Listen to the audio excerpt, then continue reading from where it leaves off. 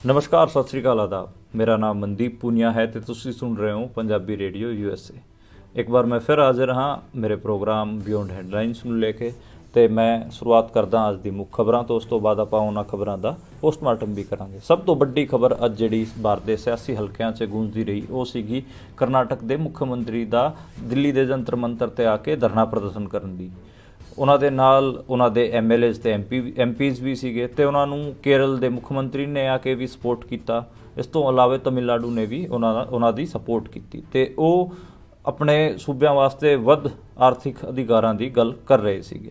ਉਸ ਤੋਂ ਬਾਅਦ ਜੋ ਦੂਜੀ ਖਬਰ ਜਿਹੜੀ ਸਭ ਤੋਂ ਜ਼ਿਆਦਾ ਚੱਲੀ ਉਹ ਸੀਗੀ ਈਡੀ ਨਾਲ ਰਿਲੇਟਡ। ਈਡੀ ਨੇ ਅੱਜ ਫਿਰ ਉੱਤਰਾਖੰਡ 'ਚ ਜਾ ਕੇ ਉੱਥੇ ਕਾਂਗਰਸ ਦੇ ਇੱਕ ਆਗੂ 'ਤੇ ਰੇਡ ਕੀਤੀ ਹੈ ਤੇ ਲਗਾਤਾਰ ਈਡੀ ਕਈ ਦਿਨਾਂ ਤੋਂ ਖਬਰਾਂ 'ਚ ਆ ਰਹੀ ਹੈ। ਕਦੇ ਉਹ ਉੱਤਰਾਖੰਡ ਚਲੇ ਜਾਂਦੇ ਨੇ, ਕਦੇ ਉਹ ਝਾਰਖੰਡ ਚਲੇ ਜਾਂਦੇ ਨੇ, ਕਦੇ ਦਿੱਲੀ ਪਹੁੰਚ ਜਾਂਦੇ ਨੇ। ਤੇ ਤੀਜੀ ਖਬਰ ਉਹ ਸੀਗੀ ਪ੍ਰਧਾਨ ਮੰਤਰੀ ਨਰਿੰਦਰ ਮੋਦੀ ਦੇ ਨਾਲ ਜੁੜੀ ਹੋਈ। ਉਹ ਅੱਜ ਰਾਜ ਸਭਾ 'ਚ ਬੋਲ ਰਹੇ ਸੀਗੇ ਤੇ ਉਹਨਾਂ ਨੇ ਕਾਂਗਰਸ 'ਤੇ ਵੀ ਚੁਟਕੀ ਲਈ ਹੈ। ਨਾਲ ਦੀ ਨਾਲ ਉਹਨਾਂ ਨੇ ਜਿਹੜੇ ਭਾਰਤ ਦੇ ਪਹਿਲੇ ਪ੍ਰਧਾਨ ਮੰਤਰੀ ਜਵਾਹਰ ਲਾਲ ਨਹਿਰੂ ਸੀਗੇ ਉਹਨਾਂ 'ਤੇ ਵੀ ਉਹਨਾਂ ਨੇ ਇੱਕ ਤੰਜ ਕੱਸਿਆ ਹੈਗਾ। ਤੇ ਇਹ ਮੋਟੀ ਇੱਦਾਂ ਦੀ ਖਬਰਾਂ ਸੀਗੀਆਂ ਕਿ ਜਿਹੜੇ ਜ਼ਿਆਦਾ ਚੱਲਦੀ ਰਹੇ। ਇਸ ਤੋਂ ਇਲਾਵਾ ਜਿਹੜੀਆਂ ਹੋਰ ਖਬਰਾਂ ਸੀਗੀਆਂ ਜਿਨ੍ਹਾਂ ਨੇ ਸੂਬਿਆਂ ਵਿੱਚ ਅੱਡ ਸੂਬਿਆਂ 'ਚ ਇੱਕ ਹਿਸਾਬ ਨਾਲ ਡਿਬੇਟ ਛੇੜੀ, ਉਹ ਇੱਕ ਉੱਤਰ ਪ੍ਰਦੇਸ਼ ਤੋਂ ਆਈ। ਉੱਥੇ ਜੈਨ ਚੌਧਰੀ ਦੀ ਪਾਰਟੀ RLD ਉਹ ਕਿਤੇ ਨਾ ਕਿਤੇ ਉਹਦੀ ਖਬਰ ਅੱਜ ਪੂਰੇ ਦਿਨ ਮੀਡੀਆ 'ਚ ਚੱਲੀ ਕਿ ਉਹ ਕਿਤੇ ਨਾ ਕਿਤੇ NDA 'ਚ ਸ਼ਾਮਿਲ ਹੋਣ ਜਾ ਰਹੇ ਨੇ। ਹਾਲਾਂਕਿ ਇਹਦੀ ਕੋਈ ਅਧਿਕਾਰਿਕ ਪੁਸ਼ਟੀ ਨਹੀਂ ਹੋਈ ਹੈ। ਇਸ ਤੋਂ ਇਲਾਵਾ ਉੱਤਰਾਖੰਡ ਦੀ ਵਿਧਾਨ ਸਭਾ 'ਚ UCC ਬਿੱਲ ਪਾਸ ਹੋ ਗਿਆ ਹੈਗਾ। ਹੁਣ ਉਹ ਕਾਨੂੰਨ ਬਣ ਗਿਆ ਹੈਗਾ। ਇਹਦੇ 'ਤੇ ਆਪਾਂ ਪਿਛਲੇ 2-3 ਦਿਨਾਂ ਤੋਂ ਲਗਾਤਾਰ ਗੱਲ ਕਰ ਰਹੇ ਹਾਂ, ਲੇਕਿਨ ਅੱਜ ਫਾਈਨਲੀ ਉਹ ਕਾਨੂੰਨ ਦੀ ਸ਼ਕਲ 'ਚ ਆ ਗਿਆ ਹੈਗਾ ਤੇ ਉਹਦੇ ਬਾਰੇ ਵੀ ਮੈਂ ਆਪ ਜੀ ਨੂੰ ਦੱਸਾਂਗਾ ਕਿ ਉਹਦੇ 'ਚ ਕੀ ਪ੍ਰਾਵਧਾਨ ਨੇ। ਇੱਕ ਸਰਕਾਰੀ ਜਿਹੜੀ ਨੌਕਰੀਆਂ ਦੀ ਭਰਤੀ ਪ੍ਰੋਸੈਸ ਹੈਗੀ ਆ, ਉਹਨਾਂ ਦੀ ਜਿਹੜੀ ਰਿਕਰੂਟਮੈਂਟ ਪ੍ਰੋਸੈਸ ਹੈਗੀ ਆ, ਉਹਦੇ 'ਤੇ ਇੱਕ ਬਿੱਲ ਪਾਸ ਹੋਇਆ ਹੈ ਲੋਕ ਸਭਾ 'ਤੇ। ਉਹਦੇ 'ਤੇ ਵੀ ਆਪਾਂ ਗੱਲ ਕਰਾਂਗੇ। ਸ਼ਰਦ ਪਵਾਰ ਦੀ ਪਾਰਟੀ ਇੱਕ ਹਿਸਾਬ ਨਾਲ ਉਹਨਾਂ ਤੋਂ ਖੋਹ ਲਈ ਗਈ ਹੈ ਤੇ ਉਹਨਾਂ ਦੇ ਭਤੀਜੇ ਅਜੀਤ ਪਵਾਰ ਕੋਲ ਉਹਨਾਂ ਦੀ ਪਾਰਟੀ NCP ਚਲੀ ਗਈ ਹੈ। ਜਿਹੜਾ ਗੱਡੀ ਦਾ ਸਿੰਬਲ ਸੀਗਾ ਉਹਦੇ 'ਤੇ ਹੁਣ ਅਜੀਤ ਪਵਾਰ ਗੁੱਟ ਦਾ ਕਬਜ਼ਾ ਹੋ ਗਿਆ। ਅਜੀਤ ਪਵਾਰ ਹੁਣ BJP ਤੇ ਜਿਹੜਾ ਸ਼ਿਵ ਸੈਨਾ ਸਿੰਧੇ ਗੁੱਟ ਹੈਗਾ ਉਹਦੇ ਨਾਲ ਜੁੜ ਕੇ ਉੱਥੇ ਮਹਾਰਾਸ਼ਟਰ 'ਚ ਸਰਕਾਰ ਚਲਾ ਰਹੇ ਨੇ। ਜਿਵੇਂ ਪਹਿਲਾਂ ਸ਼ਿਵ ਸੈਨਾ ਦਾ ਜਿਹੜਾ ਸਿੰਬਲ ਸੀਗਾ ਉਹ ਉद्धਵ ਠਾਕਰੇ ਨੂੰ ਨਾ ਦੇ ਕੇ ਏਕਨਾਥ ਸਿੰਧੇ ਗੁੱਟ ਨੂੰ ਦੇਤਾ ਸੀਗਾ, ਐਵੇਂ ਹੀ ਇਸ ਵਾਰ ਦੁਬਾਰਾ ਫਿਰ ਹੋਇਆ ਕਿ NCP ਦਾ ਸਿੰਬਲ ਸ਼ਰਦ ਪਵਾਰ ਤੋਂ ਖੋਹ ਲਿਆ ਗਿਆ ਹੈ। ਹੁਣ ਆਪਾਂ ਖਬਰਾਂ ਦਾ ਪੋਸਟਮਾਰਟਮ ਕਰਦੇ ਹਾਂ ਤੇ ਸ਼ੁਰੂਆਤ ਕਰਦੇ ਹਾਂ ਸਭ ਤੋਂ ਪਹਿਲੀ ਖਬਰ ਤੋਂ। ਕਰਨਾਟਕ ਦੇ ਮੁੱਖ ਮੰਤਰੀ ਨੂੰ ਜੰਤਰ ਮੰਤਰ ਕਿਉਂ ਆਉਣਾ ਪਿਆ? ਪਰ ਉਹ ਤੋਂ ਪਹਿਲਾਂ ਮੈਂ ਆਪ ਜੀ ਨੂੰ ਪੰਜਾਬ ਦੀ ਇੱਕ ਕਹਾਣੀ ਦੱਸਣਾ ਚਾਹੁੰਦਾ। 1970 ਦਾ ਦਸ਼ਕ ਸੀਗਾ ਤੇ ਪੰਜਾਬ ਦੇ ਆਗੂ ਸੂਬਿਆਂ ਨੂੰ ਵੱਧ ਅਧਿਕਾਰ ਦੇਣ ਦੀ ਮੰਗ ਕਰ ਰਹੇ ਸੀਗੇ। ਉਸ ਤੋਂ ਉਹ ਕਿਤੇ ਨਾ ਕਿਤੇ ਅਕਾਲੀ ਦਲ ਦੀ ਵੀ ਡਿਮਾਂਡ ਸੀ, ਕਿਤੇ ਦੂਜੇ ਹੋਰ ਆਗੂ ਸੀਗੇ ਸਟੇਟ 'ਚ ਉਹ ਵੀ ਲਗਾਤਾਰ ਇਹੀ ਗੱਲਾਂ ਕਰ ਰਹੇ ਸੀਗੇ। ਉਸ ਤੋਂ ਬਾਅਦ ਇੱਕ ਪੂਰਾ ਮੂਵਮੈਂਟ ਬਿਲਡ ਹੁੰਦਾ ਹੈ ਜਿਹਦੇ 'ਚ ਪੰਜਾਬ ਦੇ 30 ਸਾਲ ਲੰਘਦੇ ਨੇ। ਆਪਾਂ ਇਹ ਕਹਿ ਸਕਦੇ ਹਾਂ ਕਿ 1970 ਤੋਂ ਲੈ ਕੇ ਸਨ 2000 ਤੱਕ ਇਹ 30 ਸਾਲ ਕਿਤੇ ਨਾ ਕਿਤੇ ਆਪਣੇ ਸੂਬੇ ਨੂੰ ਵੱਧ ਅਧਿਕਾਰਾਂ ਵਾਸਤੇ ਪੰਜਾਬ ਦੀ ਲੜਾਈ ਚੱਲੀ। ਉਹ ਅੰਦੋਲਨ ਸੀਗਾ, ਉਹ ਰੈਡੀਕਲ ਵੀ ਹੋਇਆ, ਉਹਦੇ 'ਤੇ ਸਟੇਟ ਨੇ ਤਸੱਦਦ ਵੀ ਡਾਇਆ, ਉਹ ਸਾਰਾ ਕੁਝ ਚੱਲਦਾ ਸੀਗਾ। ਪਰ ਉਸ ਟਾਈਮ ਕਿਸੇ ਵੀ ਦੂਜੇ ਜੋ ਭਾਰਤ ਦੇ ਹੋਰ ਦੂਜੇ ਸੂਬੇ ਸੀਗੇ ਉਹਨਾਂ ਤੋਂ ਕੋਈ ਆਵਾਜ਼ ਨਹੀਂ ਆਈ। ਹਾਲਾਂਕਿ ਕਸ਼ਮੀਰ 'ਚ ਆਪਣੀ ਇੱਕ 90s ਤੋਂ ਬਾਅਦ ਇੱਕ ਮੂਵਮੈਂਟ ਚੱਲੀ। 85 ਦੇ ਜਿਹੜੇ ਉੱਥੇ ਚੋਣ ਹੋਏ ਸੀਗੇ ਉਹਨਾਂ ਤੋਂ ਬਾਅਦ ਕਿਤੇ ਨਾ ਕਿਤੇ ਉਹ ਮੂਵਮੈਂਟ ਚੱਲੀ ਆਪਣੇ ਸੂਬੇ ਨੂੰ ਅੱਡ ਕਰਾਉਣ ਵਾਸਤੇ। ਤੇ ਉਸ ਟਾਈਮ ਜਿਹੜਾ ਭਾਰਤ ਦੇ ਦੂਜੇ ਸੂਬੇ ਸੀਗੇ ਉਹ ਕਹਿੰਦੇ ਸੀਗੇ ਇਹ ਤਾਂ ਅਲਗਾਵਵਾਦੀ ਨੇ। ਜਦੋਂ ਕੋਈ ਵੀ ਸੂਬਾ ਵੱਧ ਅਧਿਕਾਰਾਂ ਦੀ ਗੱਲ ਕਰਦਾ ਸੀਗਾ ਤੇ ਉਹਨਾਂ ਨੂੰ ਅਲਗਾਵਵਾਦੀ ਕਿਹਾ ਜਾਂਦਾ ਸੀਗਾ। ਹੁਣ ਇਹ ਆਪਾਂ ਇਹਨੂੰ ਲਹਿਰ ਤਾਂ ਨਹੀਂ ਕਹਿ ਸਕਦੇ, ਪਰ ਇਹੀ ਚੀਜ਼ ਆਪਾਂ ਨੂੰ ਦੇਖਣ ਨੂੰ ਮਿਲੀ ਹੈ। ਕਰਨਾਟਕ ਦੇ ਮੁੱਖ ਮੰਤਰੀ, ਕੇਰਲ ਦੇ ਮੁੱਖ ਮੰਤਰੀ ਤੇ ਤਮਿਲਨਾਡੂ ਦੇ ਮੁੱਖ ਮੰਤਰੀ ਜੋ ਗੱਲ ਕਹਿ ਰਹੇ ਹਨ ਉਹਨਾਂ 'ਚੋਂ ਵੀ ਆਪਾਂ ਨੂੰ ਇਹ ਦੇਖਣ ਨੂੰ ਮਿਲਦਾ ਕਿ ਉਹ ਵੀ ਸੂਬਿਆਂ ਨੂੰ ਵੱਧ ਅਧਿਕਾਰ ਦੇਣ ਦੀ ਗੱਲ ਕਰ ਰਹੇ ਨੇ। ਹੁਣ ਉਹਨਾਂ ਨੂੰ ਕੋਈ ਉੱਦਾਂ ਅਲਗਾਵਵਾਦੀ ਨਹੀਂ ਕਹਿ ਰਿਹਾ। ਪਰ ਤੁਸੀਂ ਦੇਖੋ ਅੱਜ ਸਿੱਧਾਰਮਈਆ ਨੇ ਇੱਕ ਬਿਆਨ ਦਿੱਤਾ ਉੱਥੇ ਜੰਤਰ ਮੰਤਰ 'ਤੇ। ਉਹਨਾਂ ਨੇ ਕਿਹਾ ਕਿ ਅਸੀਂ ਇਹੋ ਜਿਹਾ ਸੂਬਾ ਹੈਗੇ ਆ ਜਿਹੜਾ ਕਿ ਦੇਸ਼ 'ਚ ਦੂਜੇ ਨੰਬਰ 'ਤੇ ਹੈ ਟੈਕਸ ਦੇਣ 'ਚ। ਯਾਨੀ ਕਿ ਅਸੀਂ 100 ਰੁਪਏ ਦਿੰਦੇ ਹਾਂ ਤੇ ਸਾਨੂੰ ਵਾਪਸ 12-13 ਰੁਪਏ ਹੀ ਮਿਲਦੇ ਆ। ਜਾਣੀ ਕਿ ਸਾਡੇ ਤੋਂ ਟੈਕਸ ਜ਼ਿਆਦਾ ਲਿਆ ਜਾਂਦਾ ਹੈ। ਸਾਡੇ ਜਿਹੜੇ ਲੋਕ ਹੈਗੇ ਉਹ ਟੈਕਸ ਜ਼ਿਆਦਾ ਦਿੰਦੇ ਨੇ ਲੇਕਿਨ ਉਹਨਾਂ ਨੂੰ ਵਾਪਸ ਪੈਸਾ ਬਹੁਤ ਘੱਟ ਮਿਲਦਾ ਹੈਗਾ। ਇਸੇ ਕਿਸਮ ਦੀ ਸ਼ਿਕਾਇਤਾਂ ਕੇਰਲ ਦੀ ਵੀ ਹੈਗੀਆਂ ਤੇ ਉਹਨਾਂ ਦੇ ਜਿਹੜੇ ਮੁੱਖ ਮੰਤਰੀ ਹੈਗੇ ਆ P. ਵਿਜੈਨ ਉਹ ਵੀ ਅੱਜ ਜੰਤਰ ਮੰਤਰ ਤੇ ਪਹੁੰਚੇ ਹੋਏ ਸੀਗੇ ਤੇ ਉਹਨਾਂ ਨੇ ਵੀ ਸਪੋਰਟ ਕੀਤਾ। ਤਮਿਲਨਾਡੂ ਦੇ ਮੁੱਖ ਮੰਤਰੀ ਸਟਾਲਿਨ ਉਹਨਾਂ ਨੇ ਸਪੋਰਟ ਦਿੱਤਾ ਹੈ ਇਸ ਧਰਨੇ ਨੂੰ। ਤੇ ਪੰਜਾਬ ਦੀ ਗੱਲ ਆਪਾਂ ਕਰੀਏ ਤੇ ਪੰਜਾਬ 'ਚ ਹੁਣ ਕੋਈ ਸੂਬਿਆਂ ਨੂੰ ਵੱਧ ਅਧਿਕਾਰਾਂ ਵਾਲੀ ਕੋਈ ਐਡੀ ਕੋਈ ਵੱਡੀ ਲਹਿਰ ਨਹੀਂ ਰਹਿ ਗਈ। ਹੁਣ ਇੱਕ ਟਾਈਮ ਸੀਗਾ ਉਦੋਂ ਅਕਾਲੀ ਦਲ ਕਿਤੇ ਨਾ ਕਿਤੇ ਉਠਾਉਂਦਾ ਸੀਗਾ। ਜੇ ਆਪਾਂ ਇਲੈਕਟੋਰਲ ਜਿਹੜੀ ਬੋਡੀਜ਼ ਹੈਗੀਆਂ ਉਹਨਾਂ ਦੀ ਵੀ ਗੱਲ ਕਰੀਏ, ਆਪਾਂ ਜਿਹੜਾ ਹੋਰ ਦੂਜਾ ਅੰਦੋਲਨ ਹੈਗਾ, ਲੋਕਾਂ ਦਾ ਅੰਦੋਲਨ ਹੈਗਾ, ਉਹਦੀ ਗੱਲ ਨਾ ਵੀ ਕਰੀਏ, ਜੇ ਆਪਾਂ ਮੇਨ ਸਟ੍ਰੀਮ ਲੀਡਰਾਂ ਦੀ ਗੱਲ ਕਰੀਏ ਤਾਂ ਕਿਤੇ ਨਾ ਕਿਤੇ ਇੱਕ ਫੋਰਸ ਸੀਗੀ 70 ਚ 80 ਚ ਜਿਹੜੇ ਕਿ ਆਪਣੇ ਸੂਬਿਆਂ ਨੂੰ ਵੱਧ ਅਧਿਕਾਰਾਂ ਦੀ ਗੱਲ ਕਰਦੀ ਸੀਗੀ। ਪਰ ਹੁਣ ਪੰਜਾਬ ਦੇ ਮੁੱਖ ਮੰਤਰੀ ਸਾਹਿਬ ਨੇ ਉਹਨਾਂ ਦਾ ਰੂਰਲ ਬਜਟ ਨੂੰ ਲੈ ਕੇ ਰੌਲਾ ਪਿਆ ਹੋਇਆ ਹੈ, ਰੂਰਲ ਹੈਲਥ ਬਜਟ ਨੂੰ, ਤੇ ਉਹਨਾਂ ਨੂੰ ਨਹੀਂ ਮਿਲ ਰਿਹਾ। ਉਹਦੇ ਵਾਸਤੇ ਉਹ ਕੋਰਟ 'ਚ ਗਏ ਨੇ। ਉਹ ਕੋਈ ਸਿੱਧਾ ਹੈ ਮਤਲਬ ਸੜਕਾਂ 'ਤੇ ਉਤਰ ਕੇ ਕੋਈ ਅੰਦੋਲਨ ਨਹੀਂ ਕਰ ਰਹੇ ਜਿਵੇਂ ਕਰਨਾਟਕ ਵਾਲੇ ਕਰ ਰਹੇ ਨੇ ਜਾਂ ਫਿਰ ਕੇਰਲ ਵਾਲੇ ਕਰ ਰਹੇ ਨੇ। ਤੇ ਜਿਹੜੇ ਇੱਦਾਂ ਦੇ ਸੂਬੇ ਹੈਗੇ ਆ ਜਿਹੜੇ ਕਿ ਭਾਜਪਾ ਦੇ ਡਾਇਰੈਕਟ ਪ੍ਰਭਾਵ 'ਚ ਨਹੀਂ ਹੈਗੇ ਆ, ਫਿਰ ਉਹਨਾਂ ਦੀ ਉੱਥੇ ਸਰਕਾਰ ਨਹੀਂ ਹੈਗੀ ਆ, ਉਹ ਲਗਾਤਾਰ ਇਹ ਗੱਲ ਕਰਦੇ ਨੇ ਕਿ ਉਹਨਾਂ ਨੂੰ ਪ੍ਰੋਪਰ ਜਿਹੜਾ ਬਜਟ ਦਾ ਸ਼ੇਅਰ ਹੈ ਉਹ ਨਹੀਂ ਮਿਲਦਾ। ਤੇ ਇਹ ਲਗਾਤਾਰ ਗੱਲ ਹੁੰਦੀ ਰਹੀ ਹੈ ਕਿ ਜਿਵੇਂ ਰੂਰਲ ਬਜਟ ਦਾ ਵੀ ਦੇਖੀਏ ਤਾਂ ਆਪਾਂ ਉੱਤਰ ਪ੍ਰਦੇਸ਼ ਨੂੰ ਸਭ ਤੋਂ ਜ਼ਿਆਦਾ ਦਿੱਤਾ ਜਾਂਦਾ ਹੈ, ਜਦ ਕਿ ਉਹ ਟੈਕਸ ਇੰਨਾ ਦਿੰਦੇ ਨਹੀਂ ਜਿੰਨਾ ਟੈਕਸ ਕਲੈਕਸ਼ਨ। ਹੁਣ ਪਹਿਲੇ ਨੰਬਰ 'ਤੇ ਟੈਕਸ ਦੇਣ 'ਚ ਮਹਾਰਾਸ਼ਟਰ ਹੈਗਾ, ਦੂਜੇ 'ਤੇ ਆਪਾਂ ਨੂੰ ਪਤਾ ਕਰਨਾਟਕ ਹੈਗਾ, ਪਰ ਉਹਨਾਂ ਨੂੰ ਬਜਟ ਦਾ ਉਨਾ ਸ਼ੇਅਰ ਨਹੀਂ ਮਿਲਦਾ ਜਿੰਨਾ ਕਿ ਉਹ ਟੈਕਸ ਦਿੰਦੇ ਨੇ। ਤਾਂ ਇਹ ਮੋਟੀ ਜੀ ਗੱਲ ਹੈਗੀ ਹੈ। ਇਸ ਕਰਕੇ ਜਿਹੜੇ ਸੂਬਿਆਂ ਨੂੰ ਵੱਧ ਅਧਿਕਾਰ ਦੇਣ ਦੀ ਗੱਲ ਹੈ ਉਹ ਲਗਾਤਾਰ ਚੱਲ ਰਹੀ ਹੈ, ਪਰ ਉਹ ਸਾਊਥ ਬਲੋਕ ਤੋਂ ਆ ਰਹੀ ਹੈ, ਯਾਨੀ ਕਿ ਸਾਊਥ ਬਲੋਕ ਯਾਨੀ ਕਿ ਸਾਊਥ ਇੰਡੀਆ ਤੋਂ। ਤੇ ਸਾਊਥ ਇੰਡੀਆ ਦੇ ਜਿਹੜੇ ਸੂਬੇ ਹੈਗੇ ਆ ਉਹ ਲਗਾਤਾਰ ਇਸ ਬਾਰੇ ਗੱਲ ਕਰ ਰਹੇ ਨੇ। ਉੱਤਰ ਭਾਰਤ 'ਚ ਮੋਸਟਲੀ ਬੀਜੇਪੀ ਦੇ ਕਬਜ਼ੇ 'ਚ ਹੈਗੇ ਆ ਤੇ ਉਹ ਐਡੀ ਕੋਈ ਗੱਲ ਕਰ ਵੀ ਨਹੀਂ ਰਹੇ ਤੇ ਉਹਨਾਂ ਨਾਲ ਇੰਨਾ ਧੱਕਾ ਵੀ ਨਹੀਂ ਹੁੰਦਾ, ਬਲਕਿ ਉਹਨਾਂ ਨੂੰ ਤਾਂ ਜ਼ਿਆਦਾ ਪੈਸੇ ਮਿਲਦੇ ਨੇ। ਜਿਹੜਾ ਸੈਂਟਰਲ ਇੰਡੀਆ ਕਹਿ ਲਓ ਜਾਂ ਫਿਰ ਉੱਤਰ ਭਾਰਤ 'ਚ ਜਿਹੜੇ ਹਿੰਦੀ ਬੋਲਦੇ ਇਲਾਕੇ ਹੈਗੇ ਆ ਉਹਨਾਂ ਨੂੰ ਤਾਂ ਜ਼ਿਆਦਾ ਪੈਸੇ ਮਿਲਦੇ ਨੇ ਉਹਨਾਂ ਦੇ ਟੈਕਸ ਕਲੈਕਸ਼ਨ ਤੋਂ ਜ਼ਿਆਦਾ। ਤੇ ਇਸ ਕਰਕੇ ਉੱਥੇ ਐਡਾ ਮਤਲਬ ਕੋਈ ਚੱਕਰ ਨਹੀਂ ਹੈਗਾ।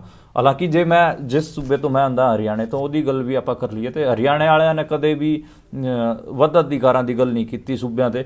ਉਹਨਾਂ ਨੂੰ ਕਰਨੀ ਚਾਹੀਦੀ। ਉਹ ਇੱਕ ਜਿਹੜਾ ਨੈਸ਼ਨਲਿਜ਼ਮ ਵਾਲੀ ਵੇਵ ਹੈਗੀ, ਅਲਟਰਾ ਨੈਸ਼ਨਲਿਜ਼ਮ ਆਪਾਂ ਕਹਿ ਲਈਏ। ਨੈਸ਼ਨਲਿਜ਼ਮ ਤਾਂ ਚਲੋ ਇੱਕ ਹਿਸਾਬ ਨਾਲ ਆਪਾਂ ਦੇਖ ਵੀ ਸਕਦੇ ਹਾਂ ਕਿ ਉਹਦੇ 'ਚ ਕੁਝ ਪੋਜ਼ਿਟਿਵਿਟੀ ਹੈਗਾ। ਜਿਹੜਾ ਅਲਟਰਾ ਨੈਸ਼ਨਲਿਜ਼ਮ ਹੈ ਜਾਂ ਫਿਰ ਇੱਕ ਕਹਿ ਲਓ ਇੱਕ ਜਿਹੜਾ ਉੱਤਰੀ ਭਾਰਤ ਵਾਲਿਆਂ ਦਾ ਜਿਹੜਾ ਸੋਰਨਿਜ਼ਮ ਵੀ ਹੈਗਾ, ਉਹ ਕਿਤੇ ਨਾ ਕਿਤੇ ਫੈਡਰਲਿਜ਼ਮ ਵਾਸਤੇ ਥੋੜ੍ਹਾ ਜਿਹਾ ਖਤਰਨਾਕ ਵੀ ਹੈਗਾ। ਜਿਹੜੇ ਵੀ ਬੰਦੇ ਵੱਧ ਅਧਿਕਾਰਾਂ ਦੀ ਗੱਲ ਕਰਦੇ ਨੇ ਆਪਣੇ ਸੂਬਿਆਂ ਵਾਸਤੇ, ਉਹਨਾਂ ਨੂੰ ਉਹ ਅਲਗਾਵਵਾਦੀ ਤੇ ਦੇਸ਼ ਤੋੜਨ ਵਾਲੀ ਸ਼ਕਤੀਆਂ ਪਤਾ ਨਹੀਂ ਕੀ ਕਹਿ ਕੇ ਨਵਾਜ਼ਦੇ ਨੇ। ਤੇ ਇਹ ਲਗਾਤਾਰ ਇਹਦੇ 'ਤੇ ਗੱਲ ਹੋਣੀ ਚਾਹੀਦੀ ਹੈ। ਇਸ ਕਰਕੇ ਤੁਸੀਂ ਦੇਖੋ ਕਿ ਸਾਊਥ ਬਲੋਕ ਹੁਣ ਦੁਬਾਰੇ ਮਜ਼ਬੂਤੀ ਤੋਂ ਇਸ ਡਿਮਾਂਡ ਨੂੰ ਉਠਾ ਰਿਹਾ ਹੈ।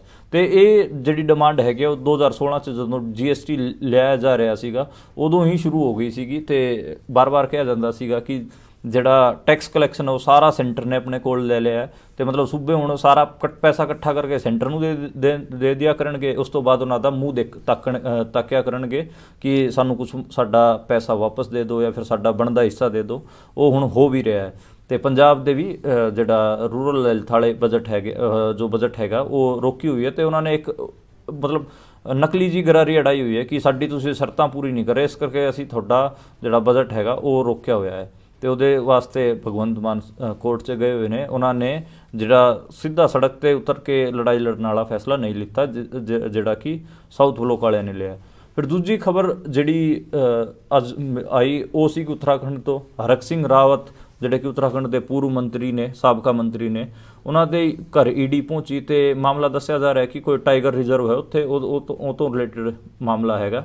ਤੇ ਹਰਕ ਸਿੰਘ ਰਾਵਤ ਪਹਿਲਾਂ BJP 'ਚ ਹੀ ਸੀਗੇ। ਉਹ 2022 'ਚ ਕਾਂਗਰਸ 'ਚ ਆਏ ਸੀਗੇ। ਹੁਣ ਉਹਨਾਂ ਨੂੰ ਟਾਰਗੇਟ ਕਰਿਆ ਜਾ ਰਿਹਾ ਤੇ ਲਗਾਤਾਰ ਫਿਰ ਇਹੀ ਗੱਲ ਆਉਂਦੀ ਹੈ ਕਿ ਹਰ ਰੋਜ਼ ਨਵਾਂ ਸੂਬਾ ਹੁੰਦਾ ਹੈ ਤੇ ED ਵਿਪਕਸ਼ ਵਾਲੇ ਆਗੂਆਂ ਦੇ ਘਰੇ ਪਹੁੰਚ ਜਾਂਦੀ ਹੈ ਰੇਡ ਕਰਨ ਜਾਂ ਫਿਰ ਉਹਨਾਂ ਨੂੰ ਕੋਈ ਸੰਮਨ ਫੜਾ ਦਿੰਦੀ ਹੈ। ਇਸ ਤੋਂ ਪਹਿਲਾਂ ਦਿੱਲੀ, ਝਾਰਖੰਡ ਆਪਾਂ ਲਗਾਤਾਰ ਗੱਲ ਕਰ ਹੀ ਰਹੇ ਹਾਂ। ਹਰ ਰੋਜ਼ ਦੇ ਬੁਲੇਟਿਨ 'ਚ ED ਦੇ ਰੇਡਾਂ ਬਾਰੇ ਗੱਲ ਹੋ ਹੀ ਰਹੀ ਹੈ ਆਪਣੀ। ਤਾਂ ਆਪ ਜੀ ਨੂੰ ਪਤਾ ਵੀ ਹੈ ਕਿ ਇਹ ED ਅੱਜ ਕੱਲ੍ਹ ਕੀ ਕਰ ਰਹੀ ਹੈ।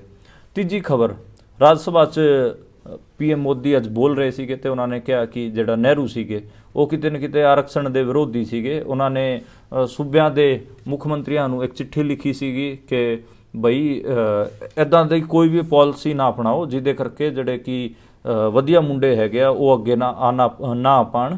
ਤੇ ਇਹ ਦਿਖਾਉਂਦਾ ਹੈ ਕਿ ਉਹਨਾਂ ਦੀ ਜਿਹੜੀ ਸੋਚ ਸੀਗੀ ਉਹ ਮਤਲਬ ਇੱਕ ਹਿਸਾਬ ਨਾਲ ਕਿਹੋ ਜਿਹੀ ਸੀਗੀ ਤੇ ਆਰਕਸ਼ਣ ਵਿਰੋਧੀ ਸੀਗੀ, ਇਹ ਅੱਜ ਨਰਿੰਦਰ ਮੋਦੀ ਨੇ ਕਿਹਾ ਹੈ। ਤੇ ਨਰਿੰਦਰ ਮੋਦੀ ਨੇ ਦੂਜਾ ਹਮਲਾ ਰਾਹੁਲ ਗਾਂਧੀ ਤੇ ਕੀਤਾ ਹੈ, ਉਹ ਵੀ ਮਲਿਕਾਰਜੁਨ ਖੜਗੇ ਦੇ ਹਵਾਲੇ ਤੋਂ, ਕਿਉਂਕਿ ਰਾਹੁਲ ਗਾਂਧੀ ਅੱਜ ਕੱਲ੍ਹ ਭਾਰਤ ਜੋੜੋ ਨਿਆਂ ਯਾਤਰਾ ਕਰ ਰਹੇ ਨੇ ਤੇ ਸੰਸਦ 'ਚ ਐਬਸੈਂਟ ਹੈਗੇ। ਉਹਨਾਂ ਨੇ ਕਿਹਾ ਕਿ ਹੁਣ ਜੀ ਜਿਹੜਾ ਤੁਹਾਡਾ ਬੰਦਾ ਹੈਗਾ ਉਹ ਤਾਂ ਆਂਦਾ ਨਹੀਂ, ਉਹ ਤਾਂ ਕਿਸੇ ਹੋਰ ਕੰਮ ਤੇ ਲੱਗਿਆ ਹੋਇਆ, ਹੁਣ ਉਹਦੀ ਥਾਂ ਤੇ ਮਲਿਕਾਰਜੁਨ ਖੜਗੇ ਸਾਹਿਬ ਇਹ ਐਂਟਰਟੇਨਮੈਂਟ ਦੀ ਕਮੀ ਪੂਰਾ ਕਰ ਰਹੇ ਨੇ। ਇਹ ਦਿਖਾਉਂਦਾ ਹੈ ਕਿ ਜਿਹੜਾ ਨਰਿੰਦਰ ਮੋਦੀ ਹੈਗਾ ਉਹਨੂੰ ਇੱਕ ਤਾਂ ਨਹਿਰੂ ਫੋਬੀਆ, ਉਹ ਕੱਲ ਵੀ ਉਹਨਾਂ ਨੇ ਨਹਿਰੂ ਦੀ ਗੱਲ ਕੀਤੀ ਸੀ, ਇੰਦਰਾ ਗਾਂਧੀ ਦੀ ਗੱਲ ਕੀਤੀ ਸੀਗੀ, ਅੱਜ ਵੀ ਉਹ ਨਹਿਰੂ ਤੇ ਅਟੈਕਿੰਗ। ਤੇ ਉਹਨਾਂ ਦਾ ਇੱਕ ਜਿਹੜਾ ਸੁਪਨਾ ਹੈਗਾ ਨਾ ਕਿ ਮੈਂ ਨਹਿਰੂ ਤੋਂ ਵੀ ਵੱਡਾ ਸਟੇਟਸਮੈਨ ਦਿਖਾਂ ਦੁਨੀਆ ਦੀ ਨਜ਼ਰਾਂ 'ਚ, ਤੇ ਉਹ ਉਸੇ ਜਾਲ 'ਚੋਂ ਹੀ ਉਹਨਾਂ ਦੀ ਇਹ ਸਟੇਟਮੈਂਟਾਂ ਆਉਂਦੀਆਂ ਨੇ।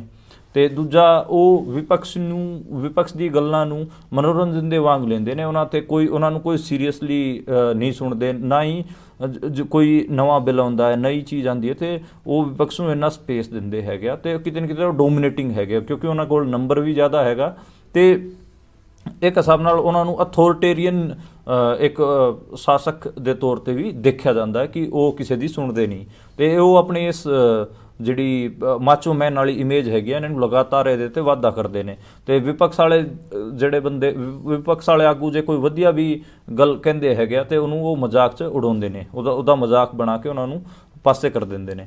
ਤੇ ਜਿਹੜੀ ਇੱਕ ਖਬਰ ਸੀਗੀ RLD ਤੋਂ ਰਿਲੇਟਿਡ, RLD ਆਪਾਂ ਨੂੰ ਪਤਾ ਹੈ ਕਿ ਰਾਸ਼ਟਰੀ ਲੋਕ ਦਲ, ਜਿਹੜੀ ਚੌਧਰੀ ਚਰਨ ਸਿੰਘ ਦੇ ਪੋਤੇ ਦੀ ਪਾਰਟੀ ਹੈਗੀ ਆ ਜੈਨ ਚੌਧਰੀ ਦੀ। ਵੈਸਟਰਨ ਉੱਤਰ ਪ੍ਰਦੇਸ਼ ਇੱਕ ਇਹੋ ਜਿਹਾ ਇਲਾਕਾ ਹੈਗਾ ਉੱਤਰ ਪ੍ਰਦੇਸ਼ 'ਚ ਜਿਹਦੇ 'ਚ ਵੱਡੀ ਸੰਖਿਆ 'ਚ ਜੱਟ ਭਾਈਚਾਰਾ ਹੈਗਾ, ਹਿੰਦੂ ਜੱਟ ਭਾਈਚਾਰਾ, ਤੇ ਉਹਨਾਂ ਦੀ ਕਿਤੇ ਨਾ ਕਿਤੇ ਪਾਰਟੀ ਮੰਨੀ ਜਾਂਦੀ ਹੈ। ਤੇ ਹਿੰਦੂ ਜੱਟ ਭਾਈਚਾਰੇ 'ਚ ਜੈਨ ਚੌਧਰੀ ਦੀ ਖਾਸੀ ਲੋਕਪ੍ਰਿਯਤਾ ਹੈਗੀ ਆ। ਤੇ ਕਿਸਾਨ ਅੰਦੋਲਨ ਪਿਛਲੇ ਸਮਾਂ 2020 'ਚ ਕਿਸਾਨ ਅੰਦੋਲਨ ਹੋਇਆ ਸੀਗਾ ਤੇ ਉੱਥੋਂ ਬਹੁਤ ਵੱਡੀ ਸਪੋਰਟ ਆਈ ਸੀਗੀ। ਹਰਿਆਣਾ ਪੰਜਾਬ ਵਾਲੇ ਕਿਸਾਨ ਤਾਂ ਬੈਠੇ ਹੀ ਸੀਗੇ, ਉਸ ਤੋਂ ਇਲਾਵਾ ਰਾਜਸਥਾਨ ਤੋਂ ਦੇਖੀਏ ਤਾਂ ਗੰਗਾਨਗਰ ਹਨੂੰਮਾਨਗੜ੍ਹ ਦੇ ਕਿਸਾਨ ਵੀ ਆਏ ਸੀਗੇ, ਤੇ ਉੱਤਰ ਪ੍ਰਦੇਸ਼ ਤੋਂ ਵੈਸਟਰਨ ਉੱਤਰ ਪ੍ਰਦੇਸ਼ ਦੇ ਵੱਡੀ ਮਾਤਰਾ 'ਚ ਵੱਡੀ ਗਿਣਤੀ 'ਚ ਕਿਸਾਨ ਆਏ ਸੀਗੇ, ਤੇ ਉਹ ਸਾਰੇ ਵੈਸਟਰਨ ਉੱਤਰ ਪ੍ਰਦੇਸ਼ ਦੇ ਹਿੰਦੂ ਜੱਟ ਸੀਗੇ।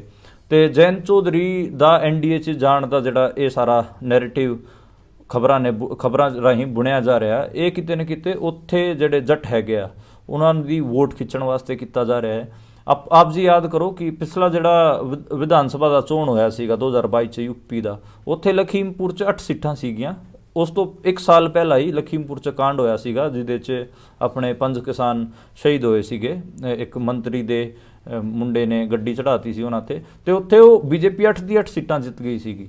ਤੇ ਹੁਣ ਵੀ ਉਹਨਾਂ ਦਾ ਇਹੀ ਹੈ ਕਿ ਵੈਸਟਰਨ ਉੱਤਰ ਪ੍ਰਦੇਸ਼ ਨੂੰ ਆਪਾਂ ਕਲੀਨ ਸਵੀਪ ਕਰੀਏ। ਉਹਦੇ ਵਾਸਤੇ ਉਹਨਾਂ ਨੂੰ ਲੱਗ ਰਿਹਾ ਕਿ ਜੱਟ ਕਿਤੇ ਨਾ ਕਿਤੇ ਕਿਸਾਨ ਅੰਦੋਲਨ ਕਾਰਨ ਨਾਰਾਜ਼ ਹੈਗਾ, ਤੇ ਆਪਾਂ ਜੈਨ ਚੌਧਰੀ ਨੂੰ ਮਿਲਾ ਲਈਏ ਤਾਂ ਕਿਤੇ ਨਾ ਕਿਤੇ ਆਪਾਂ ਨੂੰ ਜਿਹੜੇ ਜੱਟਾਂ ਦੀ ਵੋਟ ਹੈਗੀ ਆ ਉਹ ਇੱਕ ਮੁਸ਼ਤ ਪੈ ਜੂਗੀ। ਪਰ ਹਜੇ ਇਸ ਅਲਾਇੰਸ ਦੀ ਕੋਈ ਓਫੀਸ਼ੀਅਲ ਡਿਕਲੇਰੇਸ਼ਨ ਵੀ ਨਹੀਂ ਹੋਈ ਹੈ ਤੇ ਜੈਨ ਚੌਧਰੀ ਹੋਰਾਂ ਦਾ ਵੀ ਕੋਈ ਬਿਆਨ ਨਹੀਂ ਆਇਆ। ਉਸ ਤੋਂ ਇਲਾਵਾ ਜਿਹੜੇ ਸਮਾਜਵਾਦੀ ਪਾਰਟੀ ਹੈਗੀ ਹੈ ਜਿਨ੍ਹਾਂ ਨਾਲ ਇਹਨਾਂ ਦਾ ਅਲਾਇੰਸ ਹੈਗਾ ਜੈਨ ਚੌਧਰੀ ਦਾ, ਤੇ ਉਹਨਾਂ ਨੇ ਬਿਆਨ ਦਿੰਦਿਆਂ ਕਿਹਾ ਕਿ ਜੈਨ ਚੌਧਰੀ ਹੈਗੇ ਆ ਉਹ ਧਰਮ ਨਿਰਪੇਖ ਹੈਗੇ ਆ ਤੇ ਉਹ ਇਹੋ ਜਿਹੀ ਪਾਰਟੀ ਨਾਲ ਨਹੀਂ ਜਾਣਗੇ ਜਿਹੜੇ ਕਿ ਹਿੰਦੂਤਵ ਜਾਂ ਫਿਰ ਇਹ ਕਹਿ ਲਓ ਕਿ ਇੱਕ ਧਰਮ ਦੀ ਪਾਰਟੀ ਹੈਗੀ ਆ, ਤੇ ਕਿਤੇ ਨਾ ਕਿਤੇ ਉਹ ਸਾਰੇ ਧਰਮਾਂ ਦੀ ਇੱਜ਼ਤ ਕਰਦੇ ਨੇ ਤੇ ਉਹ ਸਾਡੇ ਨਾਲ ਹੀ ਰਹਿਣਗੇ। ਇਹ ਸਟੇਟਮੈਂਟ ਆਈਆਂ ਨੇ, ਚਾਹੇ ਸ਼ਿਵਪਾਲ ਯਾਦਵ ਹੈਗੇ ਆ ਜਾਂ ਫਿਰ ਜਿਹੜੀ ਡਿੰਪਲ ਯਾਦਵ ਹੈਗੀ ਆ ਅਖਿਲੇਸ਼ ਯਾਦਵ ਦੀ ਵਾਈਫ, ਉਹਨਾਂ ਨੇ ਵੀ ਇਸੇ ਕਿਸਮ ਦੇ ਬਿਆਨ ਦਿੱਤੇ ਨੇ। ਤੇ ਇੱਕ ਪੁਰਾਣੀ ਵੀਡੀਓ ਜੈਨ ਚੌਧਰੀ ਦੀ ਵੀ ਚਲਾਈ ਜਾ ਰਹੀ ਜਿਹਦੇ 'ਚ ਉਹਨਾਂ ਨੇ ਕਿਹਾ ਸੀਗਾ ਕਿ ਮੈਂ ਕੋਈ ਚਵੰਨੀ ਥੋੜੀ ਨਾ ਹੂੰ ਜੋ ਪਲਟ ਜਾਊਂਗਾ। ਤੋ ਹਜੇ ਤੱਕ ਕੋਈ ਇੱਦਾਂ ਦੀ ਓਫੀਸ਼ੀਅਲ ਡਿਕਲੇਰੇਸ਼ਨ ਨਹੀਂ ਹੈ, ਪਰ ਗੋਦੀ ਮੀਡੀਆ ਲਗਾਤਾਰ ਇਹ ਚਲਾ ਰਿਹਾ ਤਾਂ ਕਿ ਜੱਟਾਂ ਨੂੰ NDA ਵੱਲ ਜਾਂ BJP ਵੱਲ ਖਿੱਚਿਆ ਜਾ ਸਕੇ। ਇੱਕ ਖਬਰ ਜਿਹੜੀ ਆਪਾਂ ਪਿਛਲੇ 2 ਦਿਨ ਤੋਂ ਡਿਸਕਸ ਕਰ ਰਹੇ ਸੀਗੇ UCC ਤੋਂ ਰਿਲੇਟਿਡ, ਯਾਨੀ ਕਿ ਯੂਨੀਫਾਰਮ ਸਿਵਲ ਕੋਡ, ਉਹ ਬਿੱਲ ਸੀਗਾ ਜਿਹਦੇ ਤੇ ਚਰਚਾ ਹੋ ਰਹੀ ਸੀ ਉੱਤਰਾਖੰਡ ਦੀ ਅਸੈਂਬਲੀ 'ਚ, ਉਹ ਅੱਜ ਪਾਸ ਹੋ ਗਿਆ ਕਿਉਂਕਿ ਉੱਥੇ BJP ਦਾ ਬਹੁਮਤ ਸੀਗਾ। ਤੇ ਉਹਦੇ 'ਚ ਇੱਕ ਜਿਹੜਾ ਪੁਆਇੰਟ ਆ ਉਹ ਨਿਕਲ ਕੇ ਆਇਆ, ਉਹ ਬਹੁਤ ਹੀ ਹੈਰਾਨਜਨਕ ਪੁਆਇੰਟ ਹੈਗਾ। ਉਹ ਇਹ ਹੈ ਕਿ ਉੱਥੇ ਜਿਹੜੇ ਉਸ UCC 'ਚ ਇਹ ਵੀ ਕਿਹਾ ਗਿਆ ਹੈ ਕਿ ਕੋਈ ਕਪਲ ਲਿਵਿੰਗ 'ਚ ਵੀ ਰਹਿ ਰਿਹਾ ਤੇ ਉਹਨੂੰ ਵੀ ਪੁਲਿਸ ਨੂੰ ਸੂਚਨਾ ਦੇਣੀ ਪਊਗੀ, ਸਰਕਾਰ ਨੂੰ ਦੱਸਣਾ ਪਊਗਾ, ਨਾ ਤਾਂ ਉਹਨਾਂ ਨੂੰ 6 ਮਹੀਨੇ ਦੀ ਜੇਲ੍ਹ ਜਾਂ ਫਿਰ 25,000 ਰੁਪਏ ਤੱਕ ਦਾ ਜੁਰਮਾਨਾ ਹੋ ਸਕਦਾ ਹੈ। ਇਹ ਉੱਤਰਾਖੰਡ ਸਰਕਾਰ ਨੇ ਇਸ UCC ਬਿੱਲ 'ਚ, ਜਿਹੜਾ ਅੱਜ ਦਾ ਕਾਨੂੰਨ ਬਣ ਗਿਆ, ਬਿੱਲ ਨਹੀਂ ਬਚਿਆ ਕਿਉਂਕਿ ਪਾਸ ਹੋ ਗਿਆ, ਤੇ ਇਹਦੇ 'ਚ ਹੈਗਾ। ਤੇ ਇਹਦੇ ਤੇ ਖਾਸੀ ਚਰਚਾ ਹੋ ਰਹੀ ਹੈ। ਜਿਹੜੇ ਲਿਵ ਇਨ 'ਚ ਰਹਿਣ ਵਾਲੇ ਕਪਲ ਹੈਗੇ ਉਹ ਲਗਾਤਾਰ ਟਵਿੱਟਰ ਤੇ ਲਿਖ ਵੀ ਰਹੇ ਨੇ ਇਸ ਤੇ ਸਰਕਾਰੀ ਭਰਤੀ ਰਿਕਰੂਟਮੈਂਟ ਜਿਹੜੀ ਪ੍ਰੋਸੈਸ ਹੈਗੀ ਉਹਦੇ 'ਚ ਆਪਾਂ ਨੂੰ ਪਤਾ ਹੈ ਕਿ ਕਿੰਨੇ ਹੀ ਐਗਜ਼ਾਮ ਇੰਡੀਆ 'ਚ ਕੈਂਸਲ ਹੋਏ ਨੇ, ਕਿਉਂਕਿ ਜਿਹੜੇ ਪੇਪਰ ਹੈਗੇ ਆ ਉਹ ਲੀਕ ਹੋ ਜਾਂਦੇ ਨੇ ਤੇ ਜਿਹੜੇ ਕਿ ਲੀਕ ਹੋਣ ਤੋਂ ਬਾਅਦ ਉਹ ਭਰਤੀ ਪ੍ਰੋਸੈਸ ਪੂਰੀ ਦੀ ਪੂਰੀ ਕੈਂਸਲ ਕਰਨੀ ਪੈਂਦੀ ਹੈ। ਇਸ ਕਰਕੇ ਇੱਕ ਲੰਬਾ ਟਾਈਮ ਨਿਕਲ ਜਾਂਦਾ। ਉਸ ਕਾਰਨ ਹੀ ਅੱਜ ਲੋਕ ਸਭਾ 'ਚ ਇਹ ਬਿੱਲ ਪਾਸ ਕੀਤਾ ਗਿਆ ਹੈ ਇਹਦੇ ਖਿਲਾਫ। ਤੇ ਇਹ ਕਿਹਾ ਗਿਆ ਕਿ ਜੇ ਕੋਈ ਵੀ ਬੰਦਾ ਪੇਪਰ ਲੀਕ 'ਚ ਫਸਦਾ ਹੈਗਾ ਜਾਂ ਫਿਰ ਸਰਕਾਰੀ ਰਿਕਰੂਟਮੈਂਟ 'ਚ ਕੋਈ ਗੜਬੜੀ ਕਰਦਾ ਪਾਇਆ ਜਾਂਦਾ ਤੇ ਉਹਨੂੰ 3 ਸਾਲ ਤੋਂ ਲੈ ਕੇ 10 ਸਾਲ ਤੱਕ ਦੀ ਸਜ਼ਾ ਦਿੱਤੀ ਜਾ ਸਕਦੀ ਹੈ ਤੇ ਉਹਦੇ ਤੇ ਘੱਟੋ ਘੱਟ 1 ਕਰੋੜ ਦਾ ਜੁਰਮਾਨਾ ਵੀ ਲਾਇਆ ਜਾ ਸਕਦਾ ਹੈਗਾ। ਫਿਰ ਇੱਕ ਖਬਰ ਮੈਂ ਦੱਸੀ ਸੀ ਕਿ ਸ਼ਰਦ ਪਵਾਰ ਗੁੱਟ ਬਾਰੇ ਕਿ ਸ਼ਰਦ ਪਵਾਰ ਮਹਾਰਾਸ਼ਟਰ ਦੇ ਇੱਕ ਵੱਡੇ ਆਗੂ ਹੈਗੇ ਆ ਤੇ ਉਹਨਾਂ ਦੀ ਪਾਰਟੀ ਸੀਗੀ NCP, ਯਾਨੀ ਕਿ ਰਾਸ਼ਟਰਵਾਦੀ ਕਾਂਗਰਸ ਪਾਰਟੀ। ਉਹਨਾਂ ਦੀ ਪਾਰਟੀ 'ਚ ਫੁੱਟ ਪੈ ਗਈ ਸੀਗੀ ਤੇ ਉਹਨਾਂ ਦੇ ਜਿਹੜੇ ਭਤੀਜੇ ਸੀਗੇ ਅਜੀਤ ਪਵਾਰ ਉਹ BJP ਨਾਲ ਚਲੇ ਗਏ ਸੀਗੇ ਤੇ ਉਹ ਅੱਜ ਕੱਲ੍ਹ ਸਰਕਾਰ 'ਚ ਹੈਗੇ ਆ। ਤੇ ਉਹ ਸਿੰਬਲ ਦੀ ਲੜਾਈ ਚੱਲੀ ਹੋਈ ਸੀ ਕਿ ਬਈ ਜਿਹੜਾ ਪਾਰਟੀ ਦਾ ਸਿੰਬਲ ਉਹ ਕਿਹਨੂੰ ਮਿਲੂਗਾ। ਤੇ ਅੱਜ ਜਿਹੜਾ ਆਪਣਾ ਚੋਣ ਆਯੋਗ ਹੈਗਾ ਉਹਨੇ ਕਹਿਤਾ ਕਿ ਉਹ ਜਿਹੜਾ ਸਿੰਬਲ ਹੈਗਾ ਉਹ ਅਜੀਤ ਪਵਾਰ ਨੂੰ ਮਿਲੂਗਾ, ਕਿਉਂਕਿ ਇਹ ਕਿਹਾ ਜਾ ਰਿਹਾ ਕਿ ਜ਼ਿਆਦਾਤਰ ਜਿਹੜੇ ਵਿਧਾਇਕ ਨੇ ਉਹ ਉਹਨਾਂ ਨਾਲ ਨੇ। ਪਰ ਸਾਰੇ ਜਾਣਦੇ ਕਿ ਜਿਹੜੀ NCP ਪਾਰਟੀ ਹੈਗੀ ਉਹਦੇ ਫਾਊਂਡਰ ਸ਼ਰਦ ਪਵਾਰ ਨੇ ਤੇ ਸ਼ਰਦ ਪਵਾਰ ਦਾ ਹੱਕ ਬਣਦਾ ਸੀਗਾ ਉਹ ਸਿੰਬਲ ਤੇ। ਪਰ ਚੋਣ ਆਯੋਗ ਨੇ ਜੋ ਫੈਸਲਾ ਲਿੱਤਾ ਉਹ ਆਪਾਂ ਨੂੰ ਪਤਾ ਕਿ ਸ਼ਿਵ ਸੈਨਾ ਵਾਲੇ ਮਾਮਲੇ 'ਚ ਵੀ ਇਹ ਲਿਆ ਸੀਗਾ ਜਦੋਂ ਉद्धਵ ਠਾਕਰੇ ਹੋਰਾਂ ਤੋਂ ਏਕਨਾਥ ਸ਼ਿੰਦੇ ਹੋਰੀ ਟੁੱਟ ਕੇ ਗਏ ਸੀਗੇ ਤੇ ਉੱਥੇ ਉਹਨਾਂ ਦਾ ਜਿਹੜਾ ਤੀਰ ਕਮਾਨ ਵਾਲਾ ਚੋਣ ਸੀਗਾ ਸਿੰਬਲ ਸੀਗਾ ਉਹ ਏਕਨਾਥ ਸ਼ਿੰਦੇ ਵਾਲੀ ਗੁੱਟ ਨੂੰ ਦੇਤਾ ਸੀਗਾ, ਜਿਹੜੇ ਅੱਜ ਕੱਲ੍ਹ ਮਹਾਰਾਸ਼ਟਰ ਦੇ ਮੁੱਖ ਮੰਤਰੀ ਵੀ ਹੈਗੇ ਆ। ਫਿਰ ਇੱਕ ਆਰਕਸ਼ਣ ਨੂੰ ਲੈ ਕੇ ਵੀ ਗੱਲ ਚੱਲੀ ਤੇ ਆਰਕਸ਼ਣ ਨੂੰ ਲੈ ਕੇ ਜਿਹੜੀ ਗੱਲ ਚੱਲੀ ਉਹ ਸੀਗੀ ਸੁਪਰੀਮ ਕੋਰਟ ਦੇ ਇੱਕ ਬੈਂਚ ਬੈਠੀ ਸੀਗੀ ਤੇ ਉਹ ਰਿਜ਼ਰਵੇਸ਼ਨ ਤੇ ਗੱਲ ਕਰ ਰਹੀ ਸੀਗੀ। ਉੱਥੇ ਕਿਹਾ ਗਿਆ ਕਿ ਜਿਹੜੀ ਵੀ ਪਿਛੜੀ ਜਾਤੀਆਂ ਨੇ, ਜਿੰਨੇ ਵੀ ਬੈਕਵਰਡ ਕਾਸਟ ਹੈਗੀਆਂ ਜਿਹੜੇ ਕਿ ਅੱਜ ਕੱਲ੍ਹ ਸੰਪੰਨ ਹੋ ਚੁੱਕੀਆਂ ਨੇ, ਉਹਨਾਂ ਤੋਂ ਆਰਕਸ਼ਣ ਕਿਉਂ ਨਾ ਉਹਨਾਂ ਤੋਂ ਆਰਕਸ਼ਣ ਵਾਪਸ ਲੈ ਲਿਆ ਜਾਵੇ। ਤੇ ਇਸ ਕਿਸਮ ਦੀ ਗੱਲ ਹੋਈ ਉੱਥੇ। ਇਹ ਵੀ ਐਗਜ਼ਾਮਪਲ ਦਿੱਤੇ ਗਏ ਕਿ ਜਿਹੜਾ ਬੰਦਾ ਆਰਕਸ਼ਣ ਦਾ ਫਾਇਦਾ ਲੈ ਕੇ IAS ਬਣ ਜਾਂਦਾ ਹੈ ਉਹ ਆਪਣੇ ਜਿਹੜੇ ਉਹਨਾਂ ਦੇ ਜਿਹੜੇ ਸਮਝਾਤੀਏ ਭਾਈ ਨੇ ਜਿਹੜੇ ਕਿ ਪਿੰਡਾਂ 'ਚ ਰਹਿ ਰਹੇ ਨੇ ਉਹਨਾਂ ਤੋਂ ਤਾਂ ਕਿਤੇ ਨਾ ਕਿਤੇ ਅਪਲਿਫਟ ਹੋ ਜਾਂਦਾ ਤੇ ਉਹ ਤੋਂ ਵੀ ਕਿਉਂ ਨਹੀਂ ਲਿਆ ਜਾ ਸਕਦਾ ਵਾਪਸ। ਤੇ ਇਸ ਕਿਸਮ ਦੀਆਂ ਕਮੈਂਟਬਾਜ਼ੀ ਸੀਗੀਆਂ ਤੇ ਕਹਿਣ ਵਾਲੇ ਇਹ ਵੀ ਕਹਿੰਦੇ ਨੇ ਕਿ ਜੇ BJP ਦੁਬਾਰੇ ਸੈਂਟਰ 'ਚ ਆਉਂਦੀ ਹੈਗੀ ਆ ਤੇ ਉਹ ਆਰਕਸ਼ਣ ਨੂੰ ਹੱਥ ਪਾਊਗੀ। ਬਹੁਤ ਇਹ ਲਗਾਤਾਰ ਇਹਦੇ 'ਤੇ ਗੱਲ ਹੁੰਦੀ ਹੈ। ਤੇ ਦੂਜਾ ਜਿਹੜਾ ਕਾਂਗਰਸ ਹੈਗੀ ਆ, ਕਾਂਗਰਸ ਅੱਜ ਕੱਲ੍ਹ OBC ਬਾਰੇ ਖਾਸਾ ਬੋਲ ਰਹੀ ਹੈ। ਉਹ ਕਹਿ ਰਹੀ ਹੈ ਕਿ ਇੰਡੀਆ 'ਚ ਕਾਸਟ ਸੈਂਸਸ ਹੋਣਾ ਚਾਹੀਦਾ, ਯਾਨੀ ਕਿ ਜਾਤੀ ਜਨਗਣਨਾ ਹੋਣੀ ਚਾਹੀਦੀ। ਉਦੋਂ ਤੋਂ ਉਸ ਤੋਂ ਪਤਾ ਲੱਗ ਜੂਗਾ ਕਿ ਕਿਹੜੇ ਲੋਕਾਂ ਕੋਲ ਕਿੰਨੇ ਰਿਸੋਰਸਿਸ ਹੈਗੇ ਆ। ਯਾਨੀ ਕਿ ਕਈ ਇੱਦਾਂ ਦੀ ਕਾਸਟ ਵੀ ਹੈਗੀਆਂ ਜਿਨ੍ਹਾਂ ਦੀ ਸੰਖਿਆ ਤਾਂ ਬਹੁਤ ਘੱਟ ਹੈਗੀ ਆ, ਜਿਨ੍ਹਾਂ ਦੀ ਗਿਣਤੀ ਤਾਂ ਬਹੁਤ ਘੱਟ ਹੈਗੀ ਆ, ਪਰ ਉਹਨਾਂ ਕੋਲ ਰਿਸੋਰਸਿਸ ਬਹੁਤ ਜ਼ਿਆਦਾ ਨੇ। ਤੇ ਜੇ ਸਹੀ ਸੋਸ਼ਲ ਜਸਟਿਸ ਚਾਹੁੰਦੇ ਹੋ, ਸਮਾਜਿਕ ਨਿਆਂ ਜੇ ਵਧੀਆ ਚਾਹੁੰਦੇ ਹੈਗੇ ਹੋ ਤੇ ਕਾਸਟ ਸੈਂਸਸ ਕਰਾਇਆ ਜਾਣਾ ਚਾਹੀਦਾ ਤੇ ਰਿਜ਼ਰਵੇਸ਼ਨ ਨੂੰ ਵੀ ਵਧਾਇਆ ਜਾਣਾ ਚਾਹੀਦਾ। ਇਹ ਜਿਹੜੀ ਕਾਂਗਰਸ ਦੀ ਲਾਈਨ ਹੈ ਕਿਤੇ ਨਾ ਕਿਤੇ ਲਾਲੂ ਯਾਦਵ ਹੋਰਾਂ ਦੀ ਲਾਈਨ ਸੀਗੀ। ਇਹ ਜਿਹੜੇ ਸਮਾਜਵਾਦੀ ਸੀਗੇ, ਰਾਮ ਮਨੋਹਰ ਲੋਹੀਆ ਦਾ ਨਾਮ ਮੈਂ ਆਪ ਜੀ ਨੂੰ ਚੇਤਾ ਕਰਾਉਣਾ ਚਾਹੂੰਗਾ। ਉਹਨਾਂ ਦਾ 1960 'ਚ ਨਾਰਾ ਸੀਗਾ पिछड़ों ने बांधी गांठ पिछड़ा मांगे 100 में से 60। तो वो ਉਹਨਾਂ ਦਾ ਨਾਰਾ ਸੀਗਾ ਤੇ ਉਸੇ ਲਾਈਨ ਦੇ ਅੱਗੇ ਚਰਨ ਸਿੰਘ ਹੋਰੀ, ਲਾਲੂ ਪ੍ਰਸਾਦ ਯਾਦਵ, ਮੁਲਾਇਮ ਸਿੰਘ ਯਾਦਵ ਇਸ ਕਿਸਮ ਦੇ ਆਗੂ ਉੱਭਰ ਕੇ ਆਏ ਸੀਗੇ ਜਿਹੜੇ ਕਿ ਸਮਾਜਵਾਦੀ ਲੀਡਰਸ਼ਿਪ ਸੀਗੀ। ਤੇ ਸਮਾਜਵਾਦੀ ਲੀਡਰਸ਼ਿਪ ਨੇ ਸੈਂਟਰਲ ਇੰਡੀਆ ਤੋਂ ਜਿੱਥੇ ਹਿੰਦੀ ਬੋਲਦੇ ਇਲਾਕੇ ਹੈਗੇ ਆ ਉੱਥੇ BJP RSS ਨੂੰ ਬਾਹਰ ਕੀਤਾ ਸੀਗਾ। ਯਾਦ ਕਰੋ, ਆਪ ਜੀ ਨੂੰ ਮੈਂ ਯਾਦ ਕਰਾਉਣਾ ਚਾਹੂੰਗਾ 80 ਦੇ ਦਸ਼ਕ 'ਚ ਇੰਡੀਆ 'ਚ ਬੇਸਿਕਲੀ ਕਮਿਊਨਿਜ਼ਮ ਯਾਨੀ ਕਿ ਸੰਪਰਦਾਇਵਾਦ ਦਾ ਵਾਧਾ ਹੋ ਰਿਹਾ ਸੀਗਾ ਤੇ ਹਿੰਦੂ ਸੈਂਟੀਮੈਂਟ ਛਾਲਾ ਮਾਰ ਰਿਹਾ ਸੀਗਾ ਕਿਉਂਕਿ ਰਾਮ ਮੰਦਰ ਅਯੋਧਿਆ ਦਾ ਅੰਦੋਲਨ ਚੱਲਿਆ ਸੀ ਉਸ ਟਾਈਮ।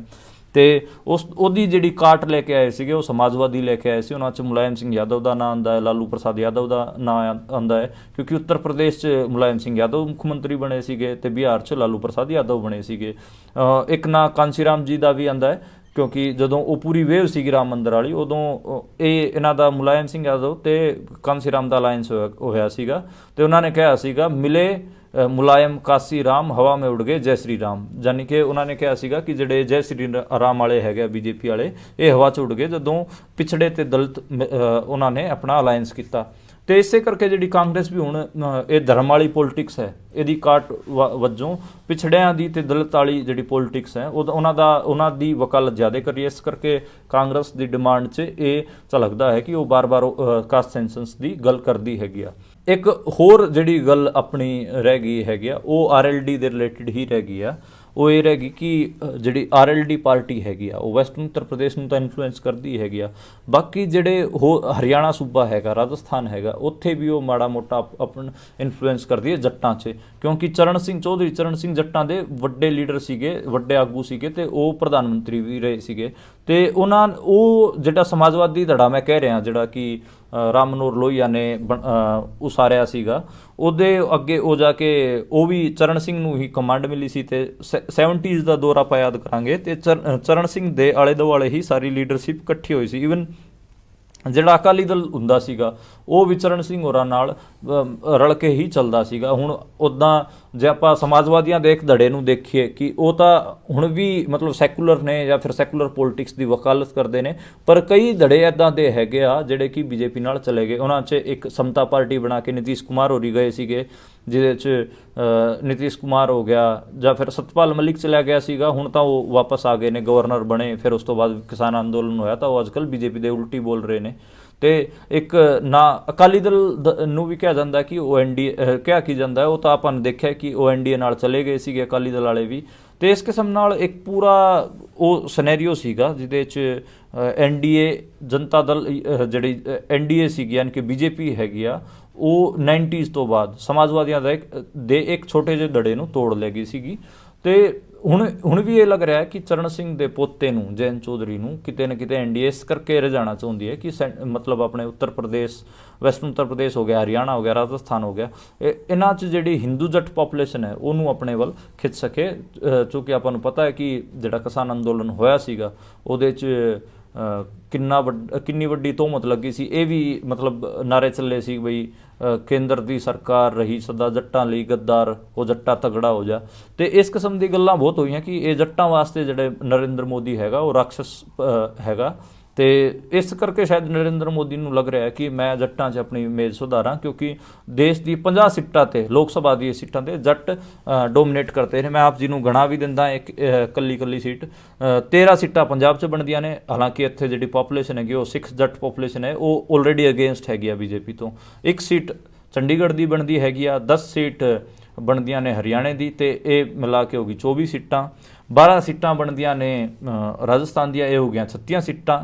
ਤੇ ਕਰੀਬਨ 14 ਤੋਂ 15 ਸੀਟਾਂ ਬਣਦੀਆਂ ਨੇ ਵੈਸਟਰਨ ਉੱਤਰ ਪ੍ਰਦੇਸ਼ ਦੀਆਂ, ਤੇ ਇਹ ਹੋਗੀ 50 ਸੀਟਾਂ। ਤੋਂ 1-2 ਸੀਟ ਜਿਹੜੇ ਆਊਟਰ ਦਿੱਲੀ ਹੈਗਾ ਉਹਦੀ ਵੀ 2 ਸੀਟਾਂ ਬਣਦੀਆਂ ਨੇ, ਜਿਨ੍ਹਾਂ 'ਚ ਜੱਟ ਖਾਸੀ ਵੱਡੀ ਸੰਖਿਆ 'ਚ ਹੈਗਾ। ਤੇ ਇਹ ਮਤਲਬ 51-52 ਸੀਟਾਂ ਬਣਦੀਆਂ ਨੇ, ਜਿਨ੍ਹਾਂ 'ਚ ਜਿਹੜੇ ਜੱਟ ਹੈਗੇ ਆ ਉਹ ਡੋਮੀਨੇਟ ਕਰਦੇ ਨੇ ਲੋਕ ਸਭਾ ਦੀ ਸੀਟਾਂ ਤੇ ਨਰਿੰਦਰ ਮੋਦੀ ਕੋਲ ਹੁਣ ਇਹਨਾਂ 51-52 ਸੀਟਾਂ 'ਚ ਘੱਟੋ ਘੱਟ 40 ਸੀਟਾਂ ਹੈਗੀਆਂ। ਤੇ ਉਹ ਬਿਲਕੁਲ ਨਹੀਂ ਚਾਹੁੰਦੇ ਕਿ ਇਹ ਸੀਟਾਂ ਦਾ ਨੰਬਰ ਘੱਟ ਹੋ ਕੇ 20 ਰਹਿ ਜਾਏ ਜਾਂ 25 ਰਹਿ ਜਾਏ। ਇਸ ਕਰਕੇ ਉਹ ਜੈਨ ਚੌਧਰੀ ਨੂੰ ਆਪਣੇ ਨਾਲ ਰਲਾਉਣਾ ਚਾਹੁੰਦੇ ਨੇ। ਤੇ ਉਹ ਅਕਾਲੀ ਦਲ ਨਾਲ ਵੀ ਅਲਾਇੰਸ ਦੀ ਟਰਾਈ ਕਰ ਰਹੇ ਨੇ, ਅਕਾਲੀ ਦਲ ਵੀ ਟਰਾਈ ਕਰ ਰਿਹਾ ਕਿ ਉਹਨਾਂ ਨਾਲ ਅਲਾਇੰਸ ਹੋ ਜਾਵੇ। ਤਾਂ ਮਤਲਬ ਸਿੱਖ ਜੱਟਾਂ ਨੂੰ ਉਹ ਸਾਧਨਾ ਚਾਹੁੰਦੇ, ਨਰਿੰਦਰ ਮੋਦੀ ਆਪਣੇ ਫੋਲਡ 'ਚ ਲੈਣਾ ਚਾਹੁੰਦਾ ਅਕਾਲੀ ਦਲ ਨਾਲ, ਤੇ ਜਿਹੜਾ ਹਿੰਦੂ ਜੱਟ ਹੈਗੇ ਉਹਨਾਂ ਨੂੰ ਉਹ ਜੈਨ ਚੌਧਰੀ ਨਾਲ ਅਲਾਇੰਸ ਕਰਕੇ। ਇੱਕ ਹਰਿਆਣੇ 'ਚ ਉੱਦਾਂ ਉਹਨਾਂ ਦਾ ਅਲਾਇੰਸ ਚੌਟਾਲਿਆਂ ਨਾਲ ਹੈਗਾ ਹੀ, ਤੇ ਉਹ ਜੇ ਜੈਨ ਚੌਧਰੀ ਨਾਲ ਵੀ ਹੋ ਗਿਆ ਤਾਂ ਇੱਕ ਹਿਸਾਬ ਨਾਲ ਜੱਟਾਂ ਦੀ ਜਿਹੜੀ ਵੱਡੀ ਲੀਡਰਸ਼ਿਪ ਹੈਗੀ ਆ, ਇਲੈਕਟੋਰਲ ਲੀਡਰਸ਼ਿਪ, ਮੈਂ ਸੋਸ਼ਲ ਲੀਡਰਸ਼ਿਪ ਨਹੀਂ ਕਹਿ ਰਿਹਾ,